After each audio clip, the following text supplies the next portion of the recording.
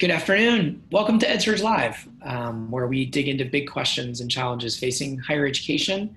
And we also, of course, use this format to give you a chance to share your perspectives and questions. I'm Jeff Young, an editor and reporter here at EdSurge, where we cover the intersection of tech and education, but also just how things are changing. And I'll be moderating today's discussion, which is our third weekly forum on how colleges should respond to the coronavirus. We have been doing this for the past couple of weeks. I bet some of you out there maybe have joined us in previous sessions. Thanks for being back, and if you haven't, welcome. I'm co-hosting this with Bryan Alexander, who many of you know. He's a consultant and ed tech futurist, and he has for years been doing a forum like this one called the Future Trends Forum every Thursday. Definitely encourage you to check that out if you haven't already. So I'll introduce our guests here in a second, but Bryan, first of all, just thank you for co-hosting this with me. My pleasure.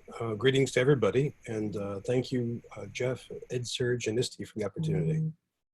Great.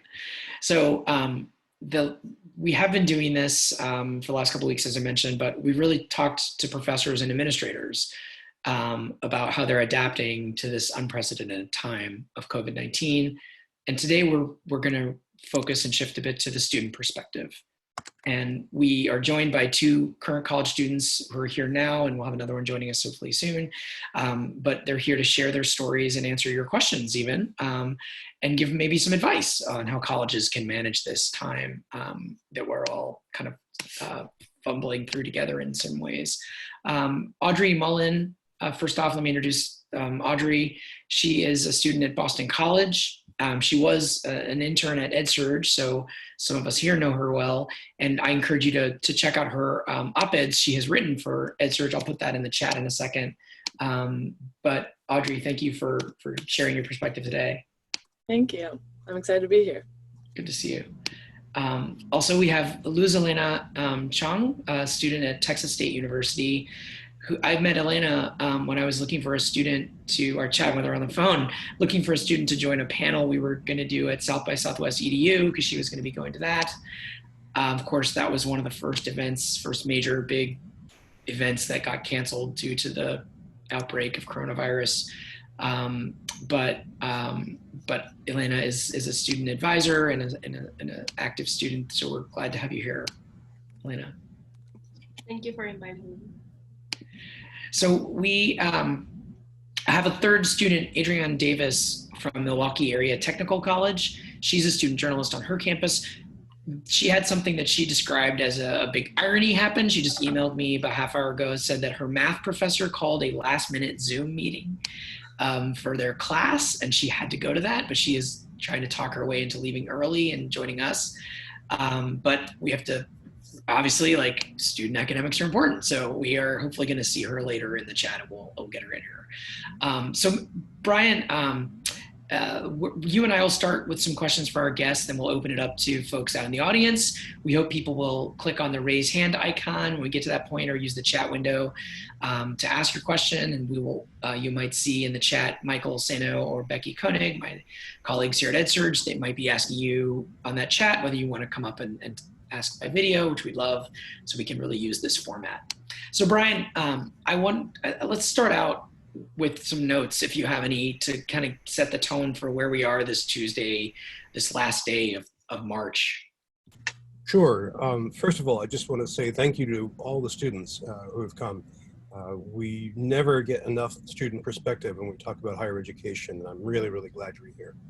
And as far as I can tell from the visuals, I'm also glad that you're social distancing. Glad to see you're safe. Well, a couple of notes. In terms of the macro picture, something like 1/3 of the human race is now on some form of shelter in place, including the entire country of India. The number of infected people is coming closer and closer to 1 million, and the death toll is past 30,000. In higher education in the United States has essentially made an extraordinary pivot. We've moved from largely face-to-face instruction to entirely online. There are some exceptions, like unfortunately Liberty University's experiment in disease spreading, but generally speaking, we've made that leap, which is done with the help of enormous amounts of work from faculty as well as from support staff, including instructional designers and academic technologists. There are all kinds of issues that have attended this, everything from the different equity issues to what students have access to off campus, to questions of financing, to questions of scheduling, grading, and even teacher evaluations. I mean, right now it's a moment of remarkable churn. I really can't think of a time this eventful for higher education, except perhaps World War II or the U.S. Civil War. Wow. Yeah. I mean, it's a stark moment. It's hard to, I think I said last week, it's just kind of hard to set the tone even for this chat. I mean, I think people are hungry for information. They're hungry for sharing, probably just even hungry to get on Zoom and chat with each other, since the social distancing is really isolating people physically. And there's this real health crisis going on, that people are, it's invisible and very insidious. And I think it's best if we could start with introducing the two students who are here so far, and we'll get Adrian in when she comes. Maybe we'll start with Audrey. Could you just quickly say, you're at Boston College usually, you're not there right this minute. Could you tell us quickly the time frame of like what happened when you all shut down, and what's going on with your classes? Are they still happening? What's that like? So how it kind of went for Boston College, we have a very early spring break. So it was the first week of March. So that was back before there was all this pandemonium around Corona. It was just kind of like, oh, Corona, like people would make jokes and stuff. So we were able to have our full week spring break. And in that time period, people went, I had friends go to Madrid, I had friends go to Europe, we went to Florida, all these different places. And then we came back to BC, and going from that stark of not social distancing even a little bit to like Monday, rumors were flying around because Harvard shut down on that Monday. And so Harvard shut down, and that just kind of came out of, to us, like it came out of nowhere. Right, and Harvard is kind of down the street from your campus. Yeah, Harvard, it's like 20 minutes away. So in the city of Boston, there's like 40 schools. So they don't all work as one, but it's something this big. If like one of the schools does it, it's pretty apparent that the next are going to follow suit. Tuesday, our president said something to us on like a Sunday, but didn't say anything within this time. So Tuesday, like rumors were going crazy at campus. People were like, oh, the CDC's here, they're shutting down BC. Somebody in Vanderslice Hall has it, which wasn't true, but since we weren't getting information, really had a lot of speculation. Then Wednesday, still heard nothing. And that was like the longest 3-day period, I think, for everyone at BC. Heard nothing. I was in the library at 5:15 and got an email. And we were thinking that we were going to maybe be there or maybe take a 2-week hiatus, or, the different options that they talked about initially throughout the process. And then we basically got an email that was like, you have to move out by Sunday. And so classes are over. Being in the library working on a problem set in the middle of that, like immediately close the computer, walk outside, all the seniors are crying. So that's about 4 or 5 days away from the moment you got that email, and the seniors crying, especially because this is the last time they might see each other for a while. Yeah. So this is the last time together. The moment the email sent on that Wednesday was like pandemonium. Walking through senior housing, it's called the Mods. It's like apartment complex. Like everyone was like outside. I read an article. It's like the antithesis of a tailgate. So everyone's just like there, just crying. And then that kind of ensued a 5-day simultaneous longest and shortest period, I think, of all of our college careers, of just saying goodbye to everyone while also trying to not social distancing at all, which is honestly why we actually had to go home. But it was just a crazy little time period that we had throughout that. And then by the Sunday that we had to leave, it was a pretty sad day for everyone. Wow. And actually, Elena, how about for you? What was is your college probably closed? I don't know of any that are, very few are open, as Bryan said, but what happened as far as how you found out about it? For us was very different because we have like a late spring break. So it usually starts for like almost every college on the 9th, but for us it started 1 week later. So like when Harvard shut down, we didn't know what was gonna happen. And it was just very nerve-wracking because like, okay, these universities are closing, but what is our university going to do about it? And because I used to work as an RA, a resident advisor for one of the dorms, I was like, am I keeping my job? What is happening to all these children that are living here in the dorms? And I know for a fact that all these kids that were kicked out of the dorms are homeless, some of them. So like, what is gonna happen to all these kids? So it was literally like 2 weeks that we didn't know what was gonna happen. Like, I think one of the biggest thing was that a lot of like they were not spreading correct information. They were spreading fake news and all this stuff. Like, oh, we're gonna close. It's only gonna be for 2 weeks. Well, these like sales down a little bit, but suddenly the last, I think it was on Thursday before we went for spring break, our president sent an email, and I just I was about to start a test, but that doesn't matter. But as soon as I get back to my dorm, I just have a bunch of students asking me like, hey, what's gonna happen with dorms? And in that email our president sent from our university, it was just like, hey, we're gonna have 1 extra week of spring break to give professors 1 week for them to plan everything out, because they have to transition all the classes online, and that's a very hard task to do. So we're giving them an extra week for them to settle everything during that extra week for spring break. So I came back, they say everything. But one thing I didn't like is that the Department of Housing took a very long time to respond to this crisis. And at the end, like, yes, they shut down all the residence halls, but I think they allowed students with special circumstances to stay in the dorm. But as of what I know, my university is closed too. And that's more or less what happened. Thanks for sharing that. And we have written about this phenomenon of people kind of crashing Zoom meetings, and we might have a Zoom bomber here. We're working on that.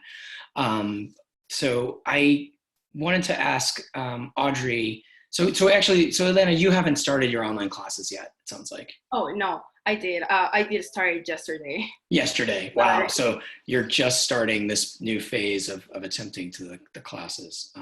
Yeah, transition is hard. Like, I have like calculus online. It's just very different, and trying to adapt to that is very hard because I don't have the resources that I had at school. So trying to adapt with like no internet, no printers, no everything, and all the professors are like, "Hi, you have to print this and then scan it and upload it." It's very hard to adapt when you don't come with those resources back at home. Yeah, I can imagine. I mean, it's something that I guess this is one reason that we're really glad you're here sharing your student perspective for this hour. Thank you. And Audrey, have you started the online learning portion yet? Yeah, so we started it, we got back on Sunday the 15th, and we started it the Thursday after that. And so this is, I'd say, week 2.5 of online classes thus far. Oh yeah, go ahead, Bryan. Sorry. Oh, okay. What's your take on what's the experience like? So for me right now, only 2 of my classes actually require you joining the Zoom meeting. And I had all early classes back in Boston, and they're still very early in California. My 9 a.m. is now 6 a.m. So from Monday, Wednesday, Friday, 6 to 6:50, I'm in my bed taking my theology class. Sounds like a metaphor. Oh, it's I'd say it is not the most effective. My professor, he's allowing me to miss 1 day a week, so actually I only have to go twice a week, which is accommodating, but it's still very difficult to give any real form of attention in that class. Like for me, it's kind of like a little intermission to my sleep of 15 minutes to, sit in class, take my notes, do what I can, but that's very different experience than what I had in class. And then my economics class is like a flipped classroom, and then he's accommodating towards the West Coast. We meet at 8 a.m. To discuss what we learned in the previous. And then the other 2 classes are via Panopto recording. There's no real way to enforce that people watch them. So I know I am very behind in watching those recordings, and I also know that the majority of my classes, I don't think anyone's watched them. Can I ask you how long those are each one? Is it like some sort of hour-long lecture? Yeah, it's an hour-long lecture. So you're behind. It's not like why do you think, what do you think that is? Are you less attentive than you would be in how does it compare to your classroom attendance, if you don't mind me asking? I think in classroom attendance, it's you have to go in order to get that information, but versus when it's online on Canvas, you don't have to watch it like at the exact time of class. Like you can watch it at any time, so there's no real drive for people to watch it at that exact moment that it's posted. And so like theoretically, like you wouldn't have to watch it until the midterm or the final, which is in May, and then you could binge all of them. Or we don't even know how the assessments are going to go when finals comes, because there's all the issues with academic dishonesty in that capacity for taking tests online without a proctor. So we'll see how it goes, but it's definitely like for me, like I don't miss class, but I don't feel as motivated to go to be blindly lectured to when there's a video recording online. Yeah, interesting. Elena, is there any sense, I know you just started your online experience. Can you give any sense of what it's like so far? As of right now, I only have, never mind, I am taking 5 classes, so 3 of them are in Zoom. So I don't know, like the transition for me is very early, but like as Audrey was saying, you don't feel like as forced to attend classes. And like I'm a very like diligent student that I hate missing class and everything. But as of right now, a lot of people start seeing school as more like optional, like you can do it whenever you have time to do it. So in my classes that I have assisted, I had like 2 meetings yesterday and 1 meeting today. But it is like, I don't know, I don't feel it as the same, and it's very hard to learn like some subject when like you have no control, or like asking or like telling the professor like, hey, can you slow down? Can you show me like what work are you doing? Because I'm barely getting to know like how Zoom works. And I actually attended like 1 tutoring in Zoom too, because my school is also offering Zoom tutoring, and it's very different. And like I was talking to one of my friends about it, and it's like this pandemic is really gonna bring a revolution in how classes are taught. Sorry. So I don't know. That's like what I've been thinking about. That's great. That makes a lot of sense. And thank you very much for sharing. Jeff, can I relay a question from chat? And this is for both of you, Louis and Audrey. This is from Jim Benitez, who asks, what advice would you give to your faculty regarding online lectures? And how could faculty better use live platforms? We are all ears on this. I would say I would say in terms of being accommodating to time zones, which sounds like, of course you should, but like I have a friend she's from Hawaii, and so she has a class from 3 a.m. to 8 a.m. on her Tuesday, Thursdays. Like that is not conducive to learning. That is not what you're paying, whatever, $50,000 a year for Boston College. So I'd say that in its own that's a different discussion, and that's on a play-by-play scenario, but I think that is something that should really be considered. But that's especially with, I don't know, my school's very East Coast dominated. I would also say that in terms of online lectures, it's being engaging. But it's awkward in a Zoom call when you ask for an answer and nobody's going to respond. Nobody wants to. I've had professors do a lot of cold calls, and normally I don't love cold calls. I really actually don't like them at all, but I'd say in the terms of the Zoom classroom, it's really one of the most effective ways to get participation. That's what I've noticed within my classes, because the classes that they leave it open-ended, nobody responds. I would also, you mean calling on students and asking them? yes, calling on cold calls in terms of like you see their Zoom username and you call them via that. And then I'd also say it's really been helpful doing the flipped classroom, where for my economics class, they'll send a video lecture of my professor on notability, explaining the slides. And so I can still take notes like a normal, like I would in class. And then he goes back, and for the hour that we have together, he'll explain the specifics of what and he'll apply what we're learning in economics to the coronavirus outbreak.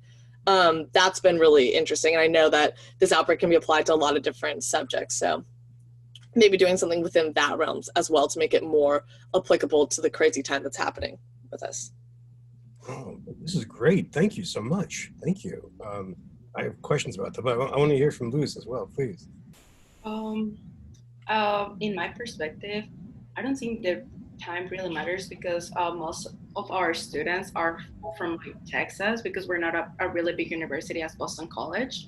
But I do think that the flipped classroom would really work for a lot of people. I have experienced it before, and I really like it how like they set up the lecture before class, and then you just bring your questions right into class.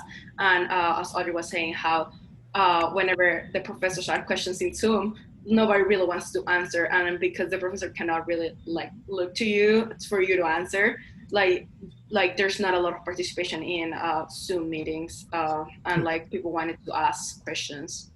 So I don't know. I experienced today the being put up in like a break room when I was in tutoring, and I feel like that space was like more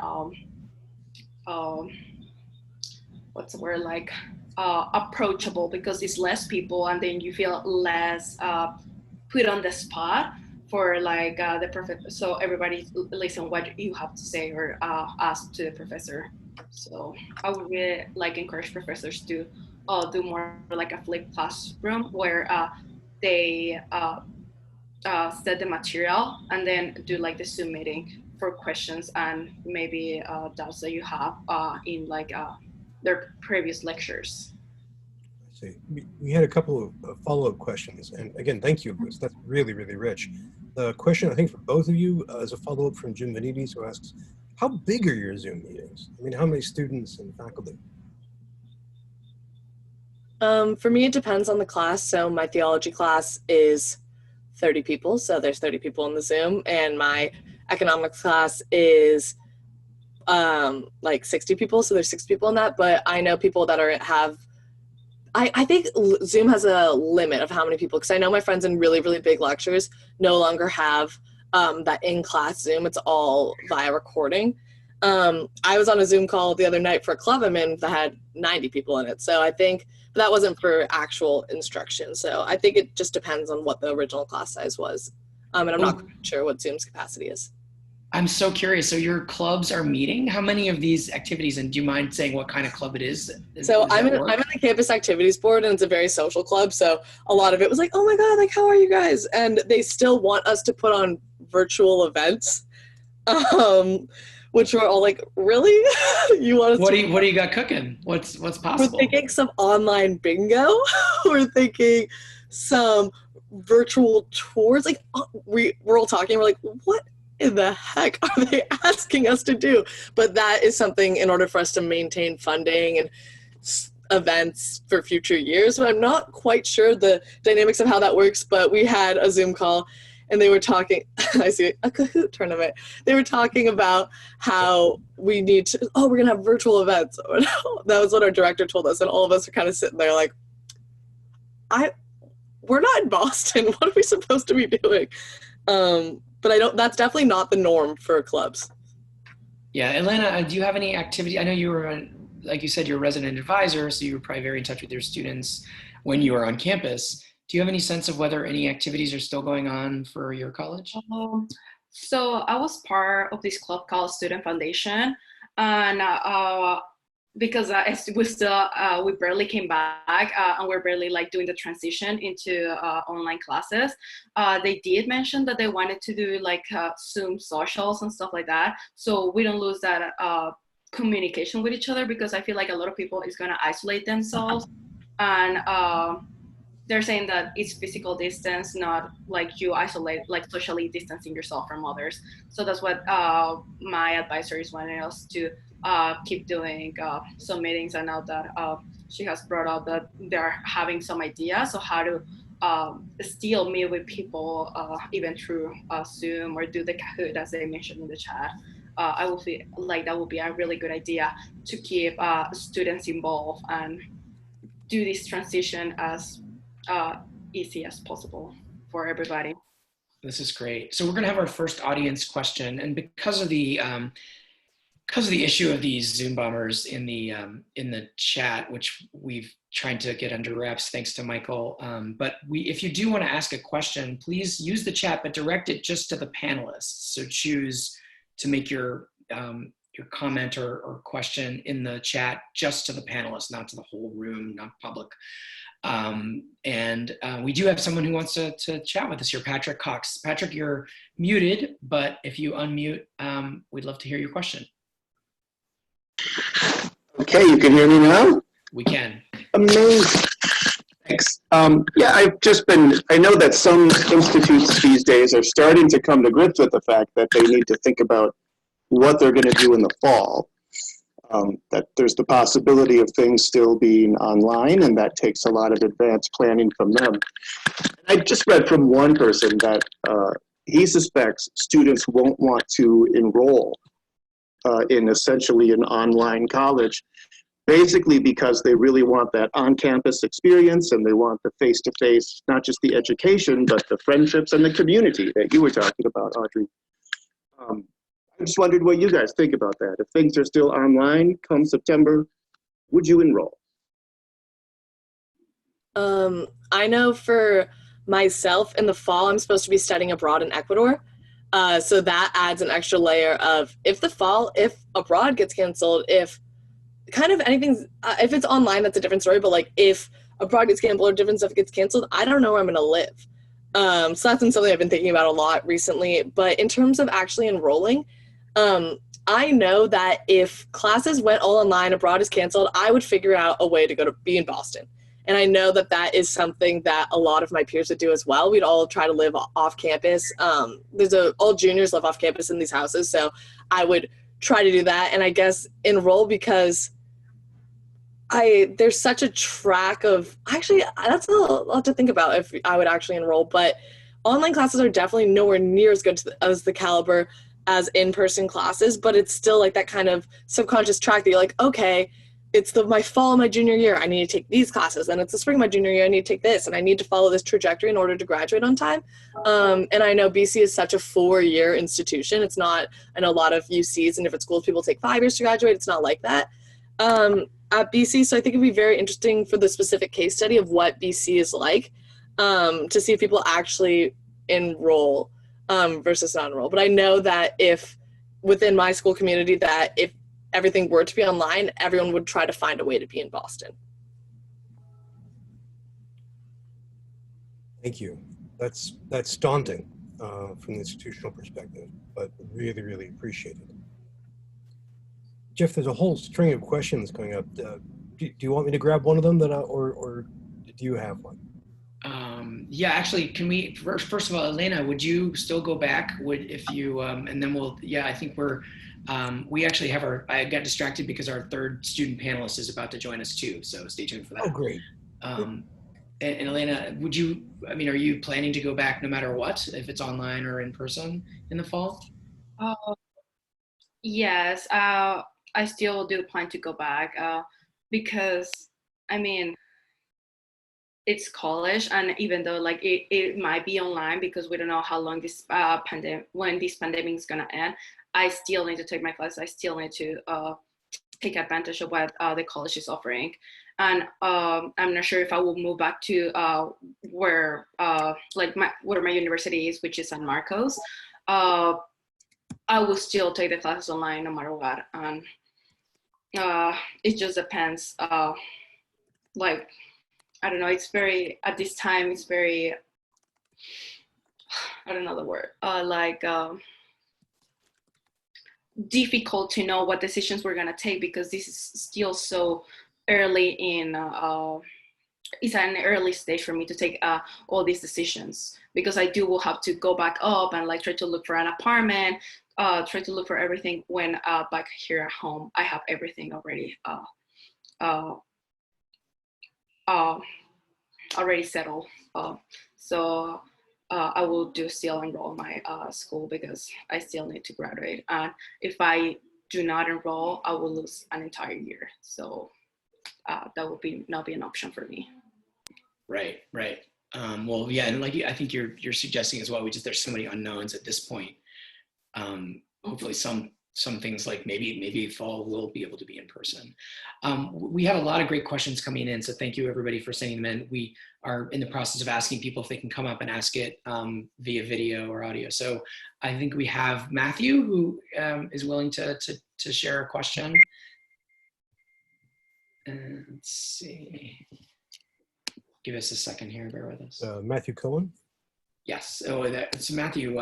Thanks. You are there. If you don't mind unmuting and sharing your question. Thanks, Matthew. There we go. Okay. You'd think I'd be an expert at Zoom by now, but we're all still learning. All the tricks of it.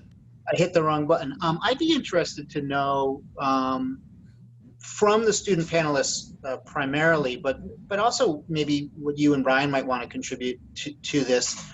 Beyond academics, a lot of the conversation has been focused on teaching and learning. I'd be interested to know what, if any, support these students or their peers may have received beyond academics, as it might relate to specifically basic needs or basic needs and securities. I don't want to put anybody on the spot.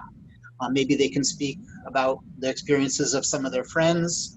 But obviously being forced to return home or to leave your dorm creates some implications for food and housing and security. And so would be interested to know what they're hearing and seeing, what their institutions may have done, if anything, and really anything around that. Thanks. Good one. Yeah, I agree that there's a great question. And Elena, you mentioned that some of the students that you know of may not have a place to go, or it might not be so easy, the housing part. Did I understand you correct on that? Yes. So the last thing I knew was that if you had like a specific like if you needed to stay on campus, they were gonna allow that. And I know, for example, like we have meal plans. Those were gonna roll over to the fall semester because they did pay all that money that they're not gonna be able to use. So they are offering some resources for students, some options. So they are offering to roll over all like the meal swaps that they have left for the semester because, of course, they're not gonna be able to use them.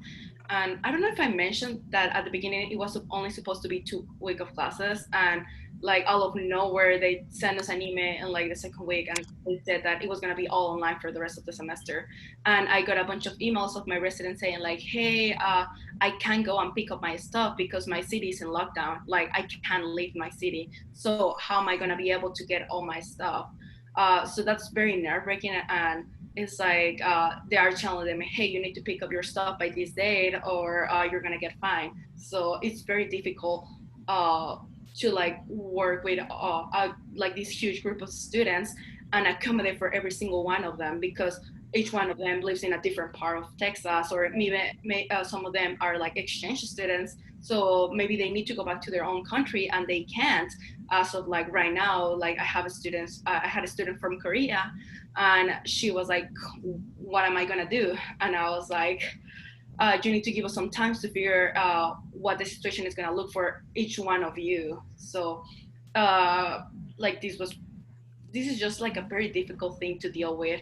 And like honestly, like to all my coworkers in the department, they're really doing a great job to trying to accommodate for every single one of the different circumstances that have been presented for the students in my school.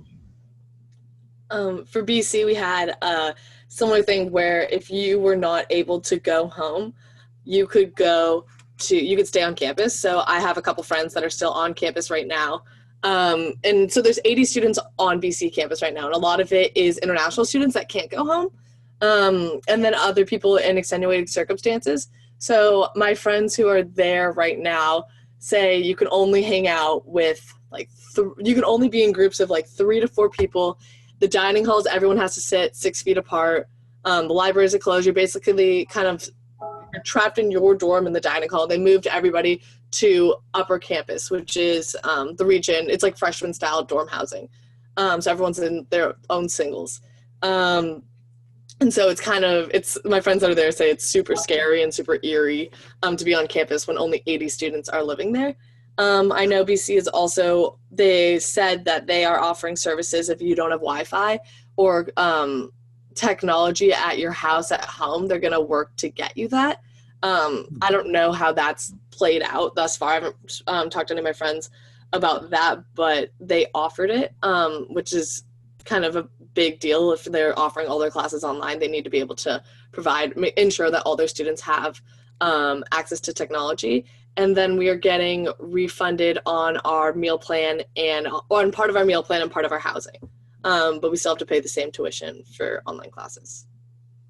Thanks. And thank you, Matthew, for that question. I think this is an important issue we're trying to track as we interview folks as well. But it's a big question beyond just the academics of the services and needs of students. So during this time, I want to introduce our third panelist, Adrian, who is there with us. And thank you so much we understand you had a last minute conflict with one of your classes, which is ironic / telling, whatever you want to call it. So I want to just introduce you to everyone here. You're Adrian Davis. You're a student at Milwaukee Area Technical College and a student journalist on your campus. Thank you so much for sharing your perspective as part of this panel. We've opened it up to the audience questions, but before we did that, we asked each of our panelists. So we'd like to ask you really quickly, just to kind of say a little bit about what happened when your campus first kind of shut down, and what is going on with your classes and your situation, if you don't mind sharing, since that happened. So and what's going on at our school, update. I just literally got another email from school about 30 seconds ago, talking about when we can register for our classes. So it kind of was it was a really big domino effect too. Those who don't know, I also work part-time as a library aide at a high school. So when we first heard about the corona outbreak here, it's happened so fast. So when we first heard about the corona here, the first major school that took action was UWM Milwaukee. There was, I think, one person there that tested for it, and so that prompted the entire UW and Milwaukee system to shut down. And then that week after, it was just like a domino effect. The first email I got was saying that all of our classes were suspended until our spring, and we will come back after our spring break. Our spring break isn't until April. And then the day after, I got a notice at my job saying that the high school students were going on their spring break, effective immediately as well. And it's been a little, on the school side, it's been a little tough, because as a media student, we do everything hands-on. We do all our editing hands-on. We're out in the field, we're shooting stuff, we're interviewing people, we're putting together news packets, we're doing all these things, and it's very hard to do that through a computer. So effective a few days ago, they told us that all of our classes were suspended indefinitely for the rest of the semester. They told us that our graduation was pushed into December, so we wouldn't have our graduation anymore. And now the majority of our main classes are now all online now. Some classes have to be, one of my advanced editing class has to be pushed back, I believe, until the fall, because since it's a more advanced class, there's just no way that they can, as of now, that they know how to even put together a course that would be effective for us to still learn how to do the added software and make sure that we're all aware of what we're doing. It's affected. There's a couple of things I believe this has, as we're not sure yet because everything is still being updated each time. I believe our own personal graduation dates may be pushed back. So because of that, I got into EWM, and I was supposed to start EWM in January of next year to do the digital arts and culture program. Now I may not be able to do that until maybe spring or the summer.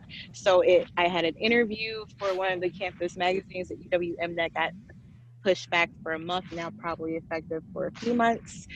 So it's really, everything here is shut down. Like you can't do, the state is under a stay-at-home effect. So we're really not, everybody is advised to stay home and like only really going out if you absolutely have to. In the Milwaukee area, our area has the highest amount of corona outbreak patients in the entire state. The outbreak is actually, the biggest peak of it is actually about 10 minutes away from my house. So it's very it's very important, and it needs to be like very aware of how serious like this has gotten over the course of 2 weeks. And they're estimating that maybe at least 700,000 Americans have the virus that don't even know. So it's people are getting tested for it. Everybody's trying to stay clean. I don't see a lot of people out. I don't see big gatherings anymore. So everybody's trying their best to make sure that they don't have to leave. So the biggest hit, thankfully, for my job at high school, we were fortunate to still receive some type of payment during this break. Not all of my friends and other people who work have gotten that same opportunity. I did get furloughed from one of my internships because of the lack of work that we were not able to do. We're not able to do events. We can't do, our events always attract more than 100 people. Can no longer do those type of events for the time being. So it's just really been like an updated domino effect, and everything like has been like just every day there's just like a new update on like what's going on, the amount of people who have it. Yeah, can I ask you, this has been, I mean, I feel like this has been super helpful, and it's exactly the kind of like this is such a challenge for all of us. And this dominoes that you keep mentioning feels like it's really resonating with me, because it just feels like you're right. It's like one thing, and then all the different ways this affects. So are you a senior then? So like graduation, and then what you're going to do next, and then your internships, and just all these different pieces. So thank you so much for sharing that. Because of time, I didn't want to cut you off, but I did want to make sure we get to a couple of quick questions. We have some questions coming in. Bryan, did you have one from the chat here? Yeah, we had a whole bunch of great questions. I think there were two folks who wanted to come and join us, Roxanne and George Station. And I'm wondering if we can bring them up. Oh, great. And while they're doing that, I wanted to relay a question from Lisa Durf, who asked, for the students, would you basically prefer asynchronous experiences over synchronous ones? And so these are fancy words for like, would you rather have the class be like this live Zoom call that you have to show up at that certain time, or would you rather it be that kind of mail you a video to watch whenever you can and then do the assignments via some other way, you know? The notability example that you mentioned, Audrey. I like a combination of the two. That's what I was thinking. Sorry, didn't mean to cut you all like that. I think a combination of the two is kind of like the best way, because if it's just online, like that doesn't really encourage people to go and to do it. But if it is only in class, like that is hard. It's hard to fully focus on a Zoom. Like if you can't pause it and you can't record it and you can't like look at your neighbor's notes. So that's what I would say, but I think it's open to. So each class to have a component, a little bit of a mix. Mm-hmm. Is that what you're talking about? Yeah. Oh, in one of my classes, it is one day like like you have to go on into the Zoom meeting, but on the other days the teacher assigned us some work and then we have to do it, and then we bring it up in, like for example on Wednesday, we discuss about it in the meeting, or I think that's how it's gonna happen. I get through on Wednesday, but I really like that we don't have to meet every single day at a certain time. So it is like on Mondays we don't meet, but on Wednesday you have to bring up the work that you did, because you have to like present it to the teachers. And some of them, they didn't make attendance mandatory as they used to in previous classes, but it's still they're inciting us to go, because if you attend some Zoom meetings, they're giving you, like for example, extra credit or some motivation for you to still participate in class. Yeah. So I think that's a good idea. Thank you.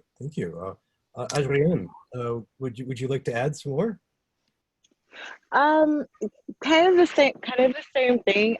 It's really been hard for I get all of us to come together as a normal class, as like normal classes were to meet with online. So it's a little different on how I see everybody, or I see everybody checking in at different times, and then opposed to not having like the group discussions or like going to class. So it's a little bit, I think it's been a big adjustment on everyone. So it's different. That's would be the best way to describe it. And it's not even like a simple like a simple class that you're taking online. It's just like everything is completely online, so you don't get to see really anybody at all, which is really different. Thank you. Mm-hmm. Well, we have two more folks up here. We have Roxanne and George. Roxanne came first. Roxanne, you wanted to ask about mindfulness apps, I think, or mental health apps?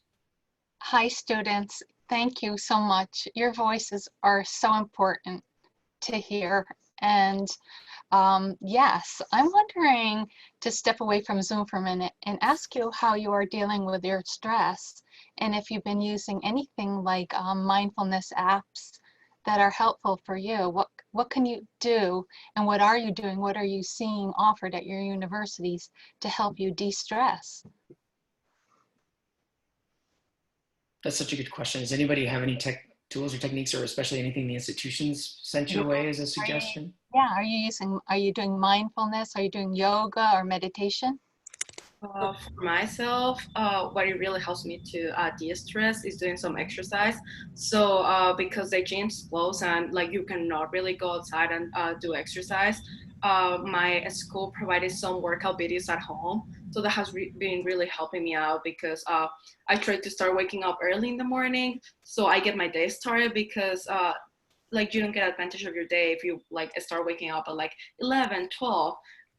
So I just wake up, like if I would normally go to class, I do some exercise, I get dressed, I get like kind of nice, and then I start doing what I'm supposed to do as if I was in a normal class setting, because I feel like that's gonna keep me sane with all this madness.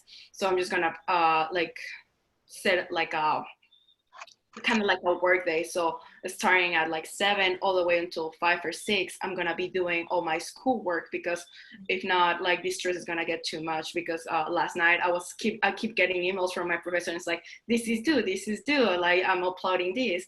So I remember one of my friends told me, like, just like take a second and breathe a little bit. And that's when I started like, you know what, I need to start setting some time frames for me to de-stress and work everything out. I think the breathing is excellent. It really helps de-stress, even just a few minutes before starting class too. I'm sorry, Audrey. Oh, I'd say I've been going on a lot of walks. I don't know about you guys. It's been kind of the big activity. That's my big thing of the day. Going on a walk. My neighborhood, there's college students, and we're all out. We're all keeping distance, like 6 to 10 feet, and we're waving and walking. Yeah. We need to get out. We need to exercise to de-stress. A lot of universities that I've seen online are using apps like Headspace and Calm and 10% Happier, and sometimes they're offered to you students at no cost. Yeah, and Headspace also partners with Nike Run. You can go for a run, and then the Nike's like, Great. you can't, you're the only thing stopping yourself, you know, like those motivational meditation workout, whatever.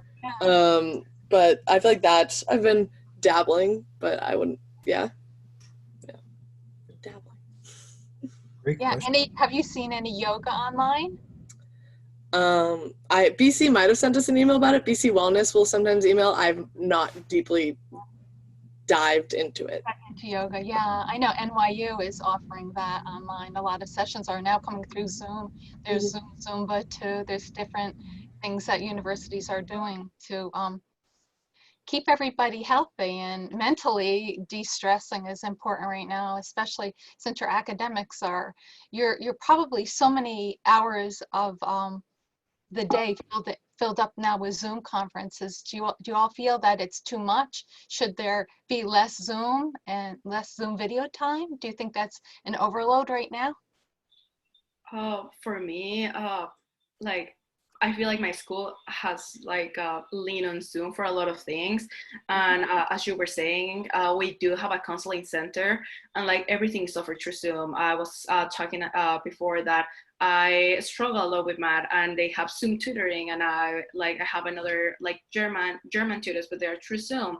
And then for the counseling center, Zoom, and like they have Zumba in Zoom, so it's like everything is in Zoom. So sometimes it's kind of stressful. Like, is there like anything else that you're offering?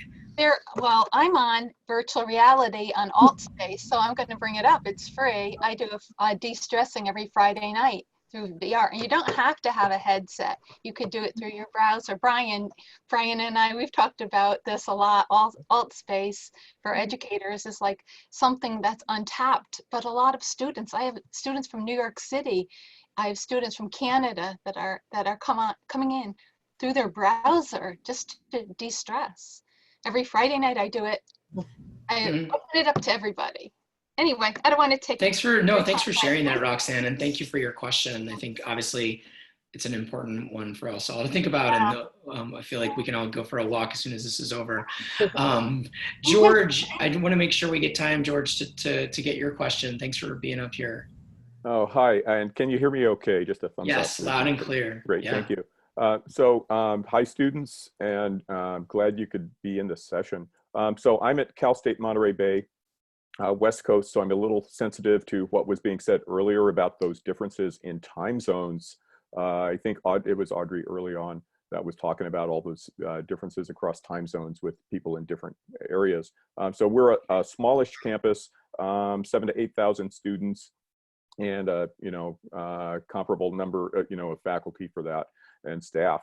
But and just on what was just said, we have like Koru mindfulness sessions going on that just rolled right over to online that were already going on campus that everybody in our campus community is welcome to join, and they've just tried to keep that up.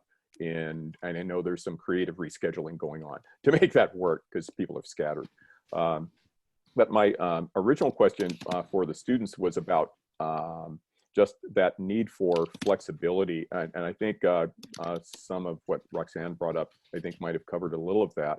But that's my real question is, because I was hearing the earlier comments about being called on the cold call or not being called on by name and so on.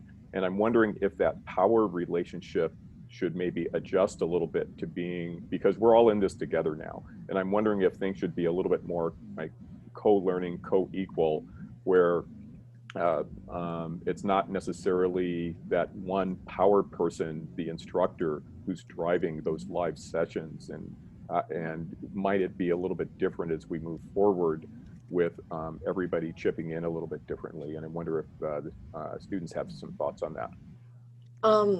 I would say, I forgot to mention this earlier, but this is kind of crucial.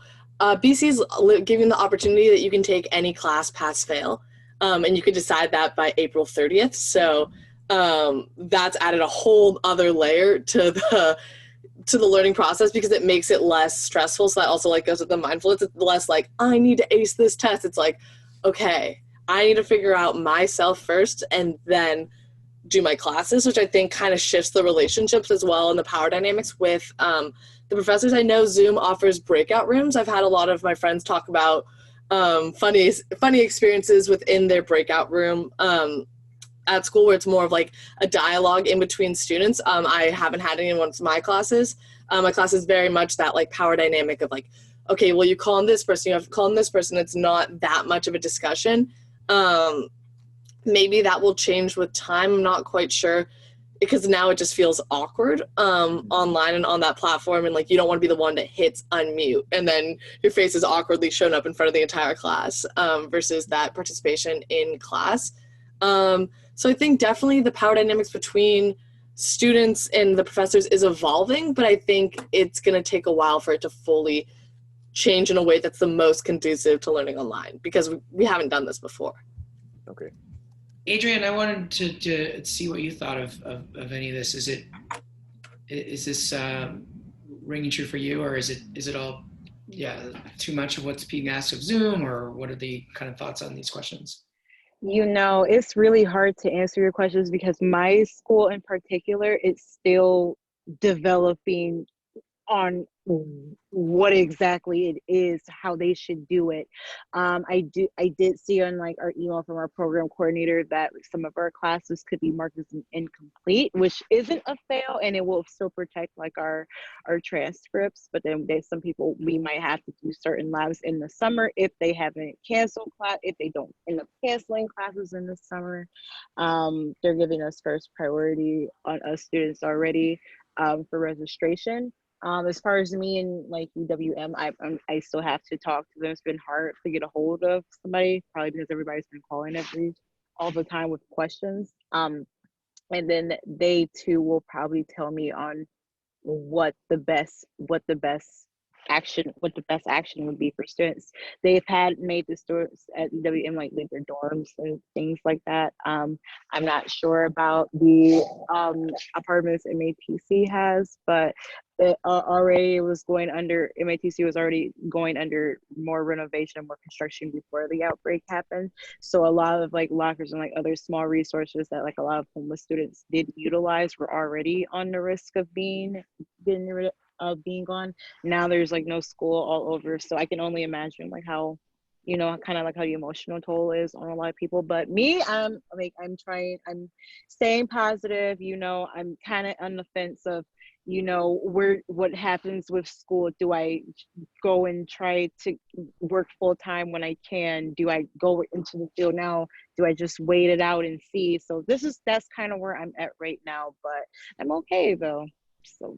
Wow. Well, thank you. And George, thank you for bringing that question. I really appreciate it. And we just have a couple minutes. These hours go by so fast. And Bryan, did you have any kind of some closing thoughts as we've had this panel here?